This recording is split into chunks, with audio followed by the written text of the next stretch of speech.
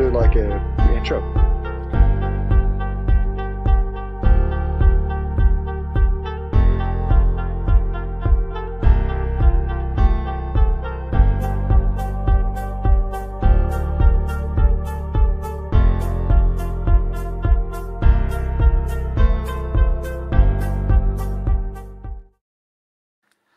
Welcome, all you hardcore boxing fans, to the newest edition of Chicks with Dig, brought to you by Boxing Asylum. I'm your host, Matt DiGianardo. Joining me today, Joe Kennedy.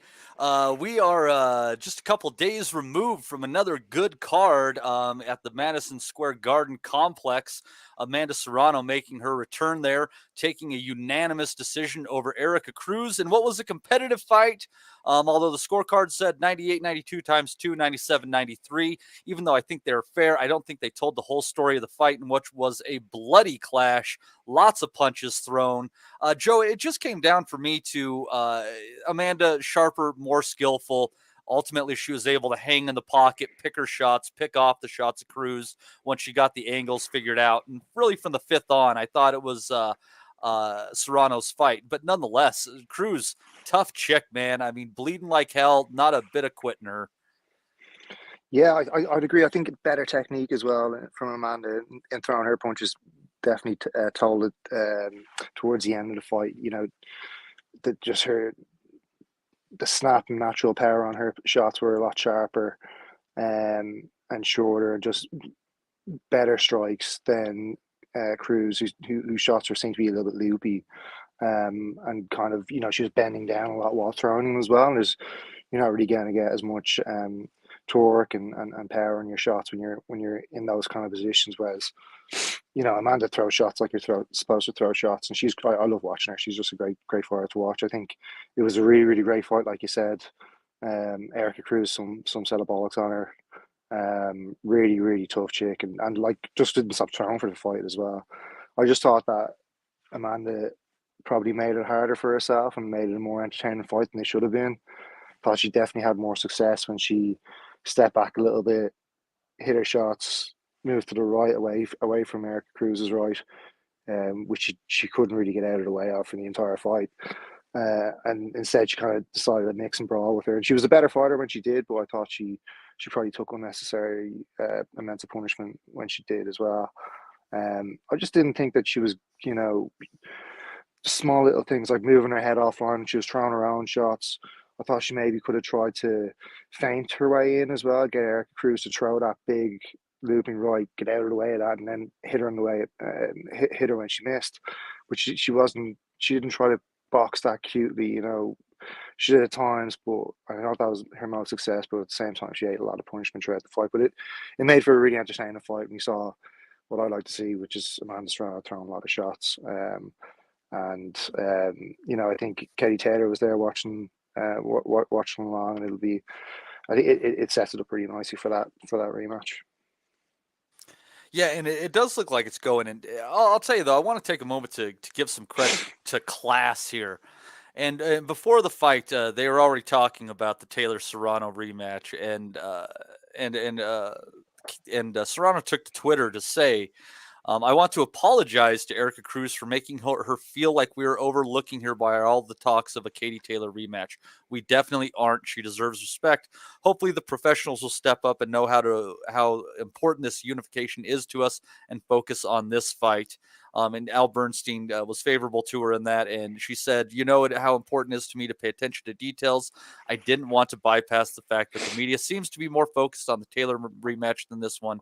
Erica is a warrior, and I will never overlook or underestimate her or anyone I fight. And I just think there's a whole lot of class. And you saw it at the end of the beginning and the end of the Taylor Serrano, their first fight. There's a lot of class and respect, it seems, in women's boxing. Like it's not like men's boxing where it's already has its place and they're just doing their thing. They seem to realize collectively at the top, interestingly, Joe, that they're all fighting for something bigger, that there's a lot more than just their careers, this match. And it's very uncommon. Women's boxing it's showing a different side of sports right now. Yeah, I think for certain fighters, definitely that's true. You look at Taylor and Serrano, they've had long careers now at this stage. They've been in the game a long time.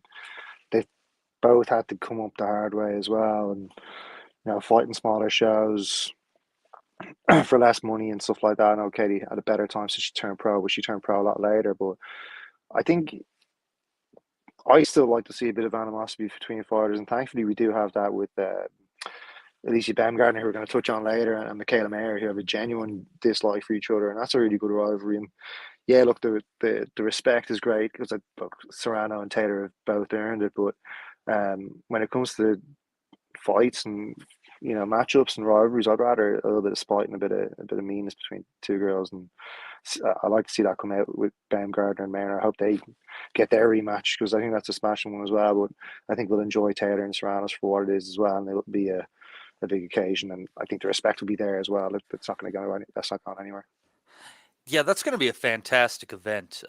Very excited about the possibility of that happening, and I think, just going from the mock food fight to this fight against Cruz. I mean, I know mock food and Cruz have different styles, but Joe, I seem to see a few different. I wouldn't say looks in Amanda's game, but it seems like she's changing a few things up in preparation for Taylor. She wasn't reaching as much. She wasn't pushing and leaning down as much. She was standing more upright.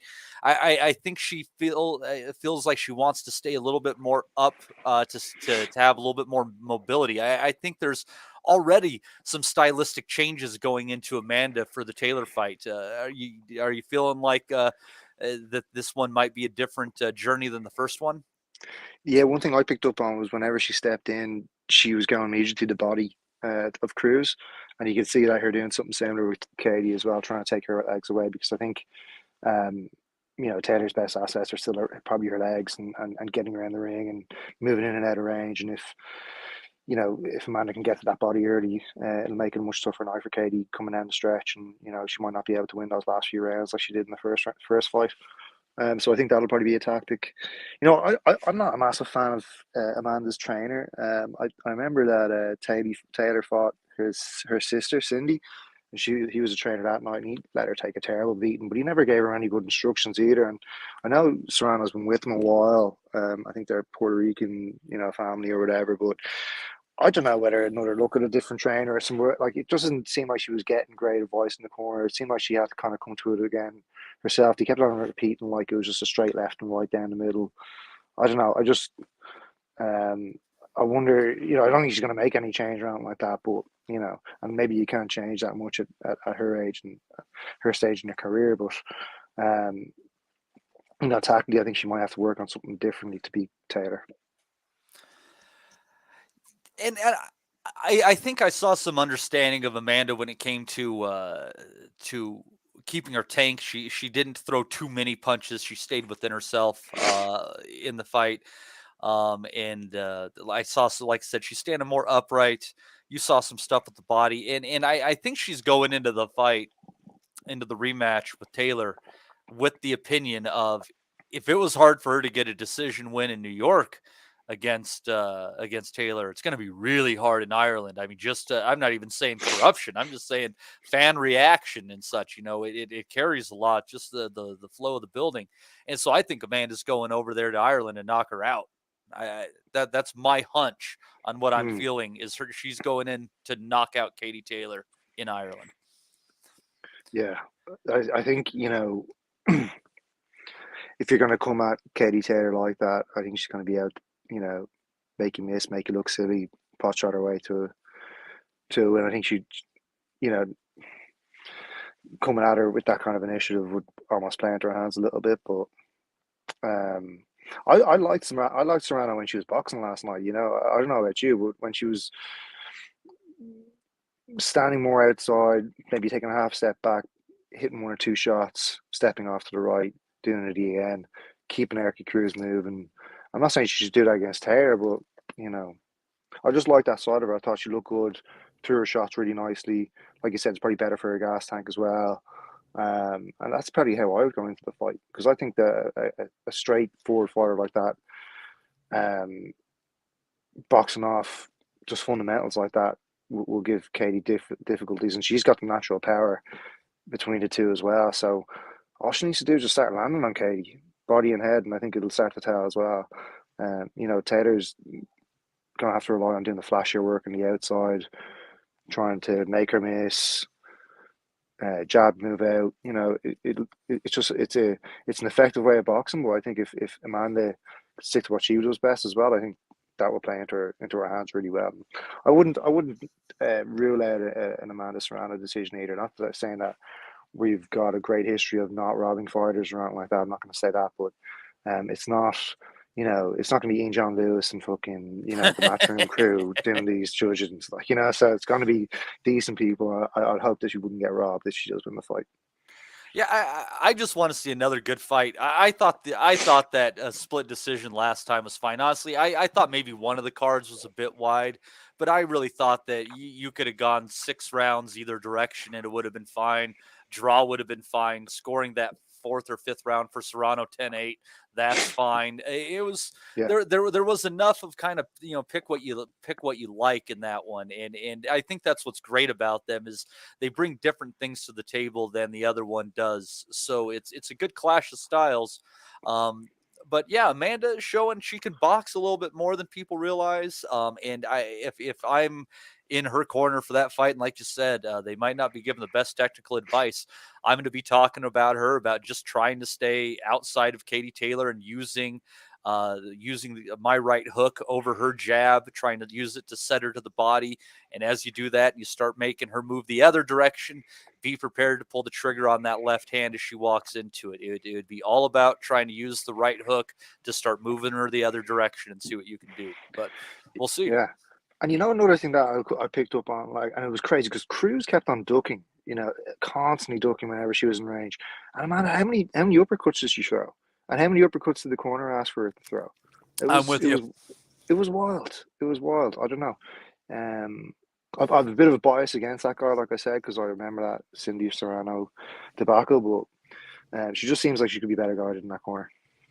Well, and I think what Cruz has going for it, and stylistically, it's going to work for most of the time, Joe, is that so many people in the women's game, they just have that basic amateur background of jab, right hand. So if you get low, they really don't necessarily have that uppercut. So Yeah, for someone like Cruz, she can just go in and maul these people who throw everything at eye level, and they're not going to have a lot of answers. And it's yeah. just But Amanda Serrano has Serrano's the on a different skills. level. Yeah. Exactly. She's on a different level. She has this because if she wanted, she could have faked the jab, saw Cruz's right hand coming, missed that, and then hit a shot. She has that in her locker, without a doubt. But She can without leave kind of third the gears instruction, less. yeah, Yeah.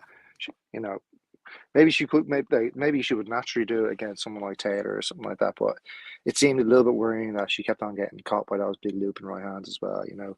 About like again, a fighter of her caliber should be able to move her head offline while taking a shot. Um, and she wasn't. She was just, lying away for the right hand. But yeah, still a really enjoyable fight, and I hope to see Erica Cruz against him.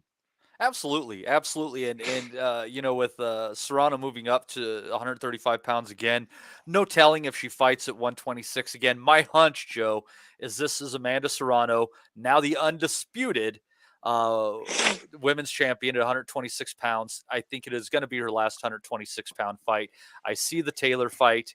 If that goes well for her, I think she's going to take on the Mayor Baumgardner winner and probably call it a day because those are the last two real good money fights for her. And but she's had a hell of a career. First ballot Hall of Famer, I think. Yeah, Uh, she's a trailblazer for the sport. God love her. yeah, But also on that card, someone that is building up a hell of a decent career on her own. Alicia Baumgardner going 10 rounds with Alham Mekhaled, dropping her a couple of times in the third round, hurting her a few others along the way. Working under Tony Harrison. And Joe, I got to tell you, I really love this athletic boxer puncher style that she's developing into. She's learning her skills, learning her strengths, and she's got a lot of pizzazz, both coming to the ring, in the ring, a lot of confidence. Alicia Baumgardner on the way up. yes, 100%. Love the way she throws shots, all with like venom, spite. Snaps the jab, snaps the right hand. Really throws those shots really, really nicely. like Serrano does as well. I think the two of them are both at the very top of the women's game, and the top of the technique wise, skills wise, and two of my favorite fighters in the women's game. Definitely, I think that shout out to Rob Tebbe who put it well. And LM Mekhaled is some set of bollocks on her because she really does. Like, there was, I don't know how she hung in there for so long, Back to for back the great entire fight. fights from that gal. It might not come away with the W's, but against Pursoon, against Baumgardner, she's going to get more fights off of that. This gal's worth the price of admission. 100%. And I was watching a bit of a documentary, like a small little short thing about her before the fight, and she's a part-time fighter. She takes off a month off work before the fight to do a full camp in Paris. I think she's from Lyon or something like that. She's got clear skills and natural ability. You wonder what she'd be able to do with, proper guidance, maybe taking a half year off and really working on her craft, because she doesn't throw shots like Serrano or Baumgartner. She doesn't have the same snap, but she was still finding the mark, and And was they're not crafty like enough with arm her punches. counters. They're not No, arm she's not punches either. pushing She them. throws, yeah. She's not pushing them. No, but they're not with the same kind of snap that Baumgartner was hitting her with. But she's definitely a very capable fighter and crafty enough with her counters, and moves her feet really well as well. Closed the distance really well. And made it uncomfortable for Baumgartner in there at times, even though Baumgartner was probably a level above. Um, but definitely want to see her again. Would definitely be a really good bellwether for up and coming fighters. To see where they're at, and I think she's better than that as well. I think she'd probably take a run at the world title at another time. Yeah, absolutely. And for me, and I think for many other boxing fans, now we're just looking at the Baumgardner Mayer rematch. That looks to be a fantastic fight. That they seem to be interested in making.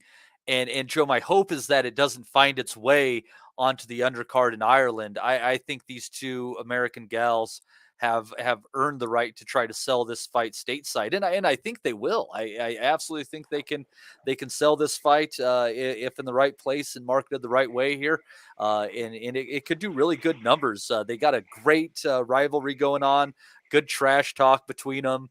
And it's just fun dynamics. The girl who learned on her way up, coming from different neighborhood than a lot of us have experienced, against the basic white girl with Olympic pedigree and boxing skills. It's a cool dynamic. It's things people don't necessarily want to say, but it's how these fights get sold, isn't it? Yeah, and I actually think it's funny because of the first fight was in the UK.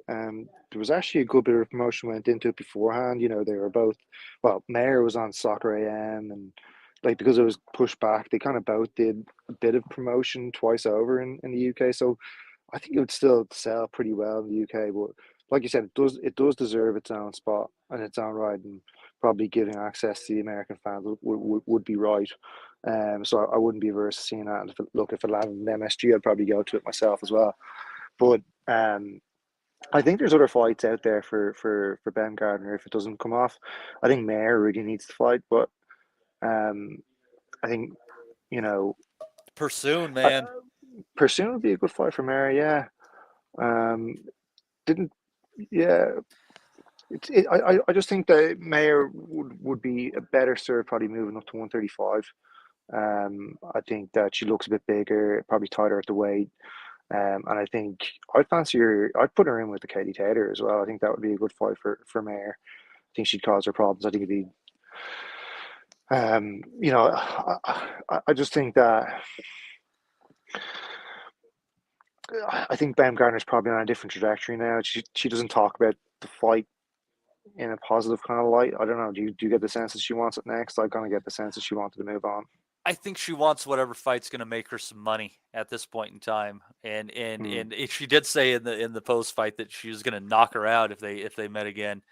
Yeah. And I almost think that that's a challenge for her. I honestly think that she says I don't that last fight was too close. I'm gonna go in there. I'm gonna knock this chick out. And Mayer's not a big puncher, but I do think that she is stable enough in her base that she'll be able to capitalize if Baumgartner gets a little too wild at times. and I think the more that Baumgardner wants that knockout, the more interesting it is. Not only because I think Mayer can capitalize, but also I think Baumgardner can possibly get that knockout. Yeah. And I think it would probably be later on in the fight. I think those two they mesh pretty well, and I think we'd end up seeing another good fight. That one wasn't like fight of the year, but it was a high quality chess match. If we're talking like women's boxing last year, it was the high quality chess match of the year. Yeah. Yeah, like, do you remember that it was kind of going into it, we assumed that it would be Mayer being the boxer with Baumgartner kind of coming forward with the power and cutting off the ring. And it actually ended up being Mayer coming forward with Baumgartner trying to counter off Mayer leading. And so the dynamic didn't really play out as expected for the fight. And it kind of resulted in these ebb and flows a little bit. You know, at one time, Baumgartner's clipping her with really smart counters and you know pushing her back, pushing Mayer back, and at other times Mayer was like letting her hands go and getting off combos and doing really well. And it's just the fight never seemed to play out the way I thought it was going to play out, and it kind of I, just ebbed and flowed. But it was a tight fight. I think Um, Harrison has a lot to do that with that, and let's touch on him a little bit more, even mm, past the women's sport. But I think he saw that Mayer doesn't have much of a left hook, and he's like, look, you can throw that right hand and then get down to your right hand side all day long, and it's not going to matter for fuck. She's going to miss you with the jab inside of your head, and she doesn't have the hook to grab you. mhm, But I mean, Tony's a great trainer. I mean, this fight with Tim Zhu. I mean, if he doesn't win this, I would like to see him just become a trainer. yeah. No, he definitely, and you can see that she's a really, really well skilled fighter as well. She's shown a couple of different styles, a couple of different looks, and she doesn't just rely on her power. Although I thought that towards the end of the fight, um, she was maybe loading up a little bit with some of her shots. She was only throwing one or two shots, and maybe if she had to let her hands go in 3 and 4 punch combinations, and maybe mixed up the power on the shots, that she could have maybe gotten a stoppage, but maybe not because Mekhaled was just so tough. But she's a great fighter, really, really well skilled. And yeah, like you said, I think Tony Harrison, he's always a pretty cerebral fighter, even though he seemed to be his worst enemy in fights like the Peralta fight when he just kind of was making bad decisions at key moments in the fight. But you could see how easily he got into Jamal Charlo's head. Just always seems to be a cerebral fighter who kind of thought his way through a fight pretty methodically. He, Got that he's the Detroit most background. he's one of the most skilled. In my opinion, actually, I'll say I think skill set wise, Tony Harrison's the most skilled guy at 154 pounds, but I think his head game is middle ground at best. And when you say his head game, you mean like the dog, or you mean like the I, tactically you think ring IQ, or I think he has lapses in paying attention, mm, and I also think that he can get frustrated at times, like the Peralta fight, right? yeah, And he become his own worst enemy because he should have skill to skill. He should have walked that fight. You know it, I know it. Didn't happen. yeah. I think he struggles with his gas tank a little bit as well. But yeah, certainly he's got all the tools. Um, he's one of my favorite fighters, super bad. But I think yeah, he he's just inconsistent. That Sergio Garcia fight was fantastic. He was so good in that fight. I thought that was a really difficult fight coming into it because Garcia had upset a good few British fighters in the way, and it He just looked made like a Fundora pretty look competent. average. Yeah, yeah, yeah. And really, Harrison showed there was levels between the two of them. Um, Yeah, and he was the underdog coming into that fight. People had basically written him off. But he's got a good mind when it comes to game plans and in his just his fight IQ. And I feel like, man, if he could look what he's done with Baumgardner, I mean that's something incredible to pass on to a fighter because I think there's a lot of guys that know how to work the pads and shit like that. But I don't know if there's a lot of guys and gals who teach the sport today who really know how to break down a fighter and what their weaknesses are and then explain to someone how to exploit them and create a preparation for that too. I mean, that's the real training package. And I don't think a lot of people have it, but I think Tony might. yeah, and I think he took over from his dad, who I think passed away. Who was the previous manager. So I'm sure he's been kind of sitting in that seat for a little bit of time, probably picking up little nuggets here and there from his old man. And like, if you could breathe in what those fucking walls have in those Detroit gyms, you'd know a lot about boxing. So I'm sure he's just accumulated all of it over the years. And yeah, it does kind of come out. You can see it when he's talking to the fighter in the corner, when he's talking about fighters coming up. Um, Even in his trash talk, he just seems to be really, really ingrained in the sport. Um, a real fighter's fighter. Yeah, I love real fight nerds, Joe. It's like you know like yeah I tell there we interviewed more people years ago in the podcast before I think we developed a reputation because people like don't talk to them, they talk shit about your managers and stuff. But I like you could tell a lot about fighters by the interest that they show in the sport and the questions and thing like that. You can tell who boxes because it's a job and who boxes because it's a job, but they also love it and they couldn't see themselves doing anything else. And those are the people I love. And I think Tony, he's one of those guys. And so he'll be around, whether he's a fighter or not, he's going to be around.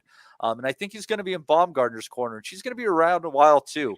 I'm wondering, because the gals seem to jump weight up and down a little bit easier. And I'm Yeah. almost wondering if Baumgardner or Mayer could end up challenging Chantel Cameron at 140 because that's someone who's kind of being left out of the conversation here just because she's a bit north, but she had that unexpected win over Jessica McCaskill last Hmm. year as well, and so we need to put her in there. And I think there's a lot of good matchups to be made right around that 135-pound division right now. Give or take a division.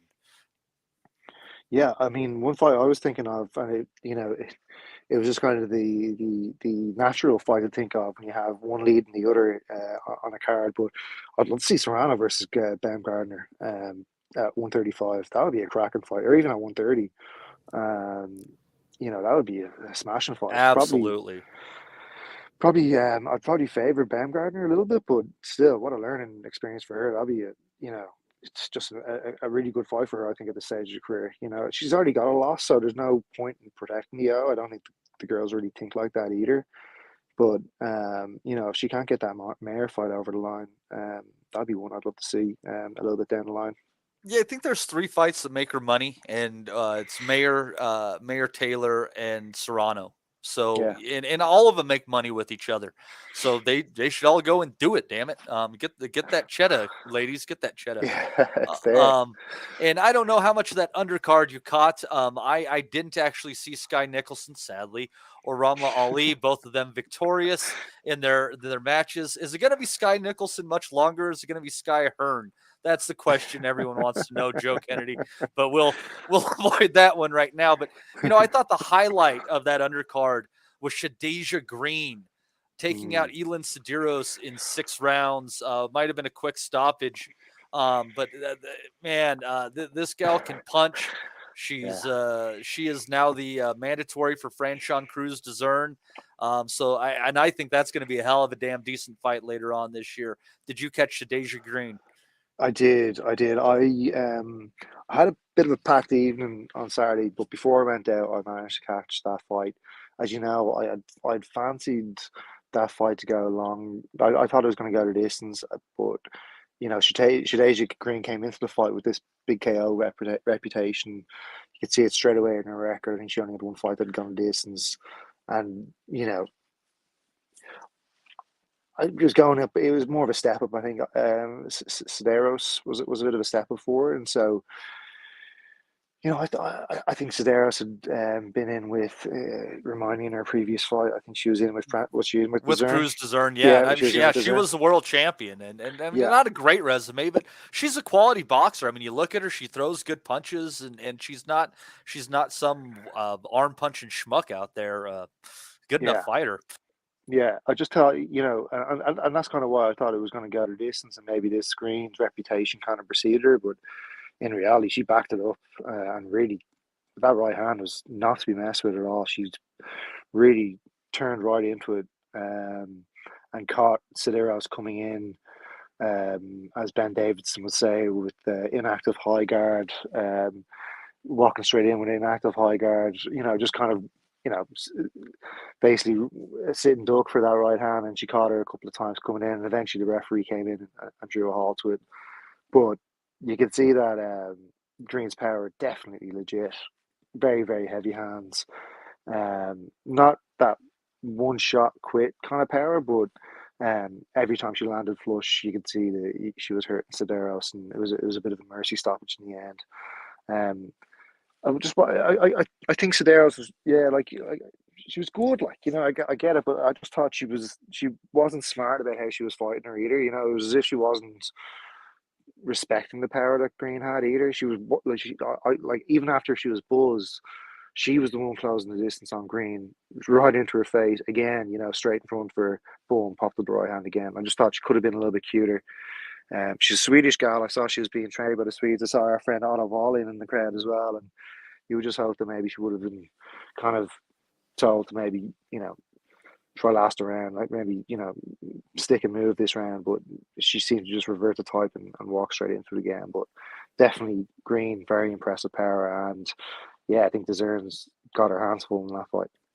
Yeah, and it should be a good fight. I don't know if that one goes the distance or not, but it's going to be a good fight.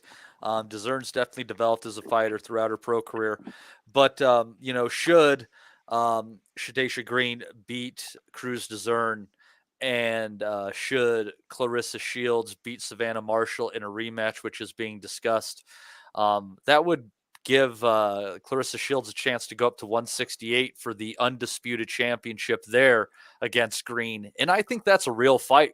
I think that is a real fight. Yeah, I think that the quote would probably be too good for her, but I'd like to see that all the same. Any chance to see the growth jaw spun like a dreidel would be warmly welcomed by me, but I still think that you know Green's not going to get the opportunities to land shots like Sedaros provided her on Saturday. I don't think the growth's going to give her those kind of opportunities. But she'd be the bigger girl there without a doubt. And look, as far as tests go at that weight, that's probably as good as you're going to get, right? Yeah, it there's some good fighters, and there's still some good fighters there. You still have Christina Hammer hanging around the weights too, so that She's could been be a beaten by her fight. already, though, hasn't she? She The, was, yeah, yeah. I'm talking about maybe for Green though. all right. I mean, so there's still a few good fights up there, but it's kind of it's we're seeing some things developed, and kind of a look on some future fights, and the tough thing is what might come up from there. But that said, Shadasia Green kind of coming out of nowhere to make a statement too, so they're gonna have to keep our eye on what's going on out there. Uh, because it could be a lot of surprises. A surprise that happened in the 108-pound division in January, one where we got a little cha-ching, Joe Kennedy. Woohoo! Jessica Neri Plata beating Kim Clavel over 10 rounds in Canada in a unification fight, in what was actually a pretty damn entertaining fight as well. Neri Platt just the only best way I could explain it is they were pretty damn even in the exchanges, but I just thought that most of the time Jessica initiated them, and then she more often than not she also finished them, and I thought that was the difference maker. Yeah, 100%. Yeah, big shout out to Plata who brought us home the Plata that night. It was lovely. I think she was 5-1 around that ways, right? Yeah, I just thought she was cuter in the exchanges, and you could see Clavel was kind of towards the end of the fight backing off a little bit for those exchanges as well. She was starting to, it was starting to tell. It was more of an attritional fight than you know any massive shots landing, any more massive shots landing. It was just kind of an accumulation of shots that were just seeming to start to tell over time. And I think there was no complaints from Clowell, even though it was a close fight. I think it was pretty clearly won by the Plata. Um, and yeah, I'd like to see her. I think Sneezy Estrada is the one name that kind of jumps out to you that way. So I'm not sure that she would necessarily have what it takes to beat her. But as far as competition at that weight goes, it's probably as good as you're going to get. And she's definitely a pretty capable fighter, and can definitely mix it up when she wants to on the inside. and it was well worth the victory, definitely against the young Canadian. Yeah, and what's interesting is she weighed in for that 108-pound fight at less than 105 pounds, so she can make the minimum weight limit, which is where Sinesa has her title. So you kind of pick where you want to have that fight at. They could do the whole Ray Leonard Lalonde thing and have it at the 105-pound limit for the 108-pound belts too. Why are there rules? It fuck them. Fuck, it doesn't Tell me, matter. was she using the same weights as Emmanuel Navarrete by any chance? Oh Christ, yeah, no kidding. That's a whole 3 pounds different just gone story. missing, yeah. And I have seen some crooked shit on the scales, but when I looked at that, I'm like, there ain't no way in hell that boy weighed nearly featherweight. There's some Yeah. bullshit afoot here. When he stepped off it, the weight was minus point 0.3 or minus 3 grams. So definitely Ridiculous. something fishy going on. Matilda's dad was involved in that. But still, so speaking of Sinisa Estrada, though, she's going to be one of the women's fights that we're looking forward to before we have our next podcast. She's going to be fighting on the Jose Ramirez Richard Comey undercard on March 25th against German Tina Ruprecht, who's held the WBA, I think the WBC strawweight title for a fair bit of time, if I recall. A pretty straightforward fighter at the end of the day, and I don't think you keep using the word cute. I don't think she has the cuteness in the exchanges really to deal with Estrada, but this will be a nice unification fight. Estrada's first fight under the top-ranked banner since jumping ship away from Oscar De La Hoya and Golden Boy. So interesting fight though. But you would like to. So she comes out of this. You'd like to see the winner against Neri Plata. I would just like to see Sinisa in a good fight. I just don't think she's really been tested so far. I think she's just um, The talent kind gap of, has been so huge in her career. Like yeah, even Marlon Esparza, who's shown to be a couldn't get decent near enough her. fighter since. Yeah, she got fucked up. Yeah. Couldn't get near. And it's just like, and apparently it's been like that for her since she's a kid. She's been going around gyms and South Cali, like, and just can't get a fight, like, just beating up girls, anyone who gets in with her. And she's just been leveling the shoulders above her competition for her life. So I just like to see her in a good fight. And I'd you know, wonder how true that is and what her reaction would be like in a proper fight. When you have somebody who's matching her and putting it up against her. Because if that's unfamiliar territory, I like to see fighters how they react in those kind of situations. But yeah, I'd just like to see her in a contest. I think there's probably levels to come from her that we haven't seen. Um, and you know, I think a bit of good competition will be healthy for her at this stage in her career as well. Otherwise, she might just stagnate and plateau, and then a good fighter will come along in 5 years and blow her out of the water because she's just sitting on the shelf beating no marks. Well, and, I look through the rankings down there, and I've seen a number of the fighters, and there's just not that many that I see giving her a hard time. It's a struggle. It's Hmm. it's not like this area between 126 and 135 where you see a bunch of good looking matchups, and between 160 and 168 where you see a good number of competitive fights. It's a little bit thin, and what's weird is there's just it's a weight class where there should be a fair number of women, just because there's plenty of women around 5'2", 5'3" who walk around about 115 pounds, to hydrate down, blah, you're done. Yeah, So but so we'll see. Again, it's the developing talent, but Sinisa, I mean, she was beating the crap out of boys in the gym. Sergio Mora tells stories about it. So we'll see how this fight with Ruprecht goes. Ruprecht, a decent enough operator. Do not dismiss this victory as as meaningless.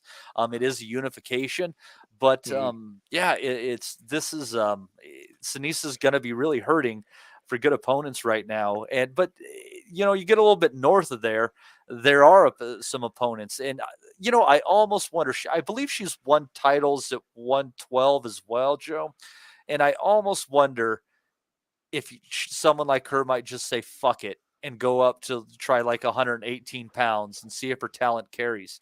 I mean, because like somebody like Bridges, yeah, I mean she's much bigger than Sinisa Strada, but the talent gap between those two is massive. I mean yeah. I could see her with landing combos and cutting corners on Ebbs all night long. Yeah, she'd absolutely make shit of Ebbs, and she'd batter Shannon Courtney as well. She'd batter the racism out of Shannon Courtney. I think, yeah, then she's a top rank. You think that maybe they'd be able to get her the fights that she needs. It wouldn't necessarily like, I think the 5'2" females in Oscar De La Hoya's phone books are probably not fighters. They're probably hookers, right? So, she's probably at the better place with Top Rank in order to find fighters around her stable and her weight. Like so, good move from my book. And maybe she won't need to jump up the weights, but I think that's definitely an option for her if she can't get the fights at Top Rank that she needs to get. Um, Maybe do like in what the new way did and just kind of pick up the weights along the way, and then try to settle somewhere at a comfortable weight that you can kind of walk around at and hone yourself as a fighter. And I wouldn't be averse to that. Absolutely. Now, just to give some credit to Ruprecht here, she has held that WBC belt, but she got the interim belt in December of 2017. So we're over 5 years that she's held that belt.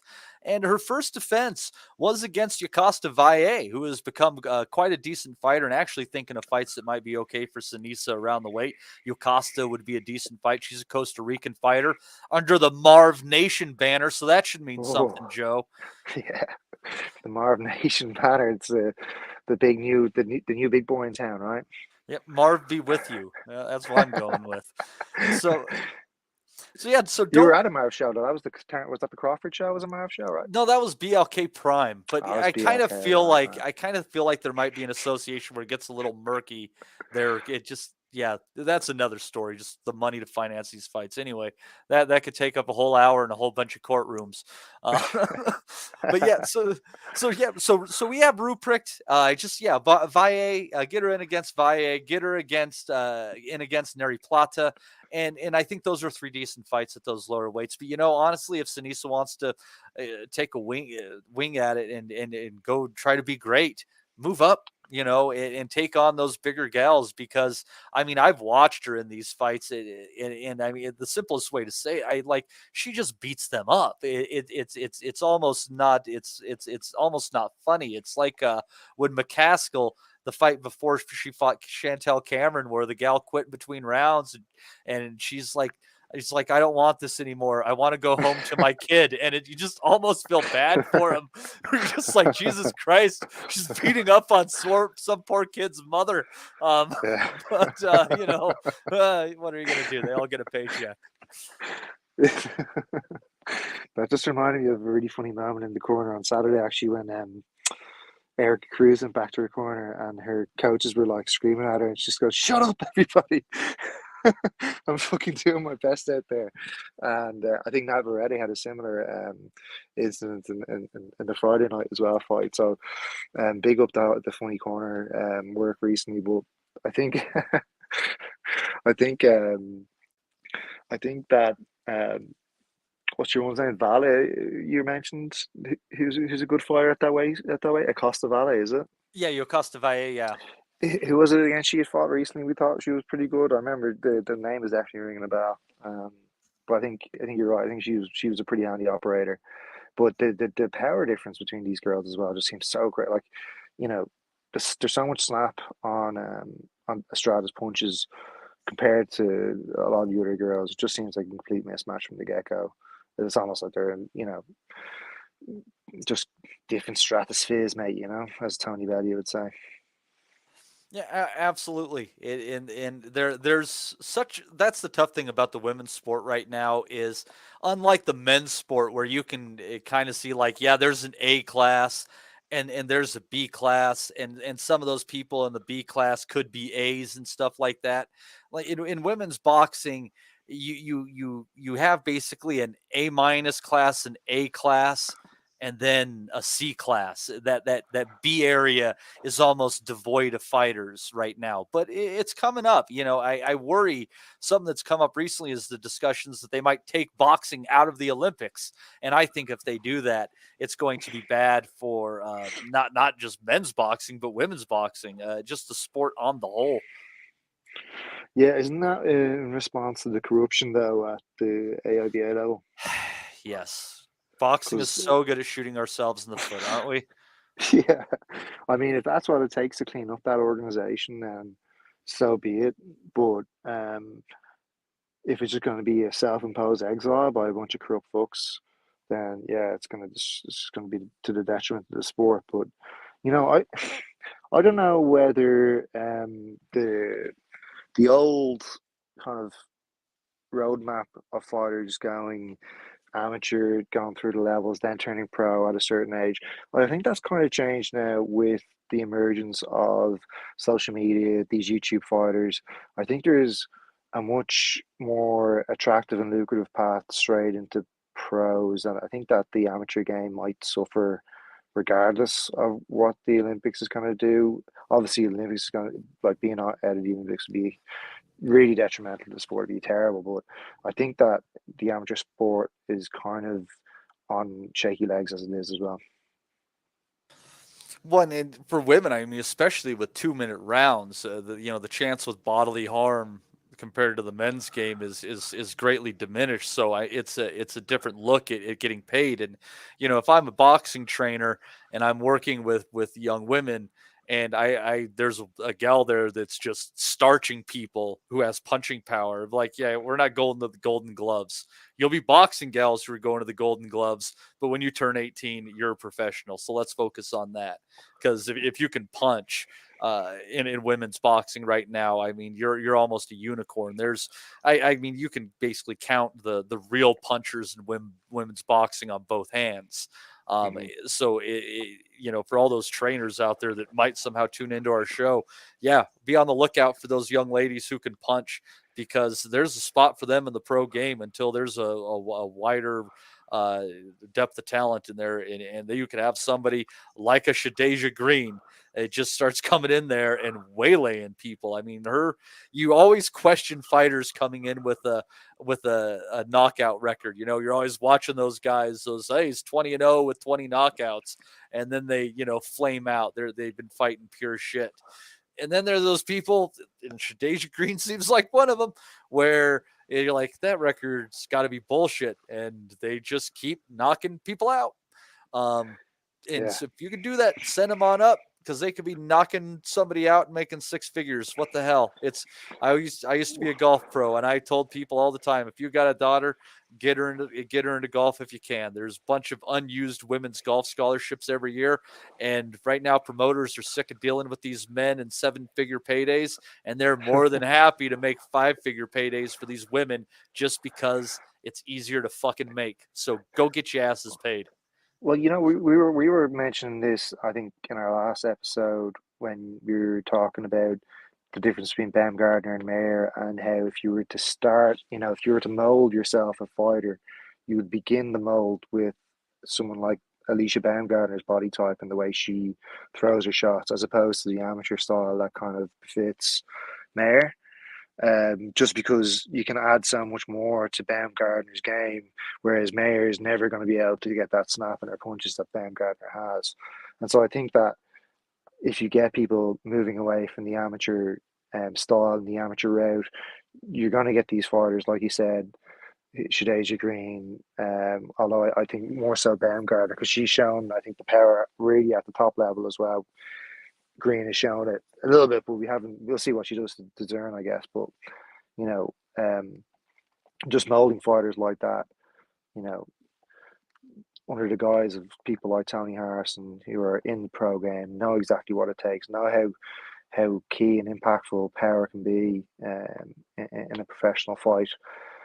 I think more fighters coming out of that mold will just lead to an explosion really in the women's game. I think I'd be, I just much prefer to see fighters like that who can throw shots properly, who can snap snap people's heads back with the jab, who can throw two or three shot combinations, and each one of them sound like they're impactful shots, Yeah, they don't and who lose can their mix up balance when they're things. doing it, right? Yeah, and in the eighth and ninth round, it's the same. It's not just the first, second, and third round.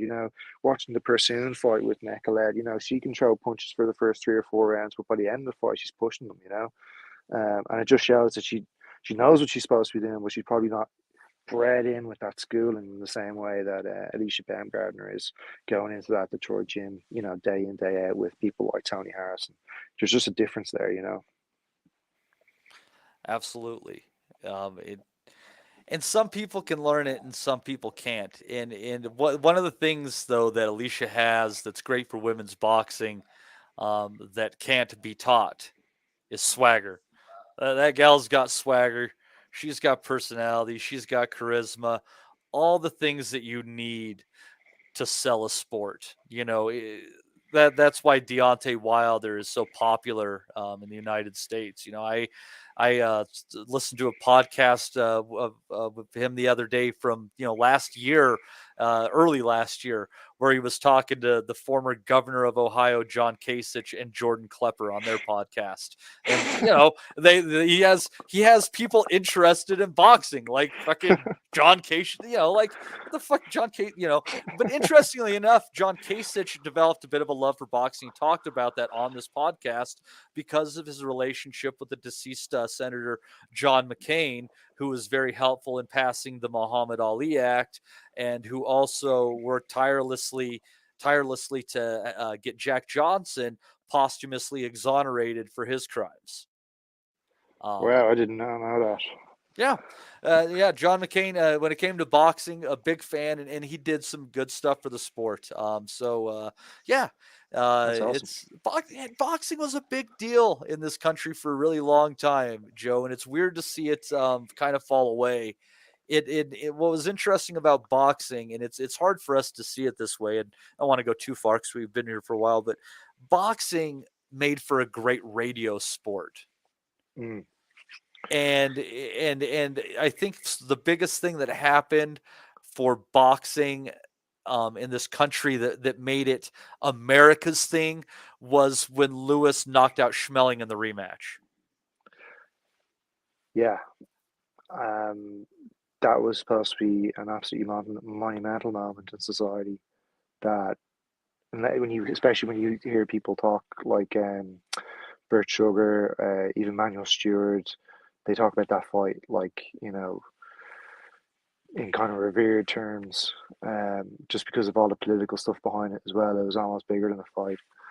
Um, I remember reading The Sweet Science by A.J. Liebling, and he talks about the death of boxing in the 1950s, and he was attributing it directly to television, and saying that TV was basically dragging people out of the small hall shows where boxers kind of learn their craft and learn their trade and would get paid on a kind of monthly basis. They'd fight once a month, and they'd fight in these local hall shows, and people would go and watch them. They'd tour around, and that's how people like Greb and all these guys built up those massive records. But And it's how once you had nobody had an TV, undefeated record. Like it yeah, was impossible. because you learned on the job, and if you didn't get beaten, then you didn't learn, and you didn't get better. So you're just fighting bums. But like TV then and TV rights and all that money that came in with advertising and stuff like that, it sucked out the people from going to these shows and kind of watching the big shows instead of TV, and it kind of polarized the sports into the big money makers and the big venues, the big promoters, and it kind of centralized in a few key pockets, whereas before, you could have a number of different boxing halls in a number of different cities, all competing with each other for shows, all trying to put on the best shows, the best fights. And when you have that kind of competition, it leads to the best kind of product. But it's just not that way anymore. And we've been talking too long about the current state of boxing being the way it is, but it's really a mirror of how boxing was in the 50s, 60s, 70s, 80s, all the way through as well. And It's been this way for a while. there's some things we'll look back on that were real damaging. The Perez Makhmudov fight, or Abdusalama fight, excuse me, because there was so much change with insurance stuff that happened after that, and it killed a lot of the small shows. And I think that it's almost unfathomable until you like really start looking at the records of the great champions through the years in the United States, how many came from that tri-state region of Pennsylvania, New York, and New Jersey. I mean, it Hmm. was basically all of our champions, sans the Detroit people, for decades and decades and decades, and that damage in the New York area and what happened with that fight and the fallout could be very harmful. But I'll say, I as I look at comments throughout the interwebs talking about boxing, I am seeing bit of a sea change, Joe, and I'm seeing people becoming more favorable towards women's boxing and saying, look, for whatever things that they might be lacking compared to the men in what happens in the ring, the best are fighting the best. When it happens, the fights are delivering. And we're seeing these fights fairly often. They're not dragging out and taking years to get done. So Yeah, people are coming into the women's sport, and maybe in the dark days of boxing, when these guys are going to have to start taking pay cuts and they're going to be going through these rough periods where they're not going to want to fight, maybe, just maybe, it will be the women who are able to keep the sport off of life support, while it kind of the economics of it reimagines itself to something that's sustainable again. yeah. I think there's been a sea change kind of across society, and not just women's boxing being more popular, but women's sports being more popular. I think probably on the back of Me Too and all the rest of it. But I left Ireland 7 years ago, and when I left, there was very little women's sports on the TV, and Sky Sports was just churning out male sports all the time. And I remember going home 2 years ago, and I was at the table with my uncles and my dad, and they were all talking about golf, and they were actually talking about Leona Maguire, an Irish female golfer who had just won the female version of the Ryder Cup, playing really well. I couldn't get over it. And then they were talking, and then I flicked on Sky Sports News, and like 30% of the coverage is probably towards female sports. Female soccer, Premier League, and it just seems like it across the board that female sports is more popular. Um, and I'm not against that, to be honest, because I've got two little girls. I've got two under two. Hope that they'll be sports people when they're older as well, and I'll certainly be guiding them that way. And look, that's kind of where my interest is coming from as well on a personal note. But I think even for those of us who don't have little girls who are just interested in seeing good quality competition in sports, I think the girls do give you that in any sport, but in particularly boxing as well, because it's a very personal sport. Boxing, you see it up close and personal. You see the reaction on faces. You see there's nowhere to hide. Emotions are out in your sleeve. If you're getting knocked out, you're getting knocked out in front of absolutely everybody, and so they kind of endear you. And I think that women have a natural endearment to them as well. And if they can fight, and if they're nice and they're charming, and even if they have that little bit of dog or spite like Baumgardner does, then I'm always all in. It doesn't really matter if it's a boy or a girl. If they're skilled and they put on a good show, I'm here to watch it. That's the great displays of heart in a competitive event. Sign me up. I don't give a damn about the gender of the people involved. I like seeing sports contested at the highest level, and people, really leaving themselves, on the field, in the ring, leaving every last bit as they go for glory. It's an amazing thing to watch.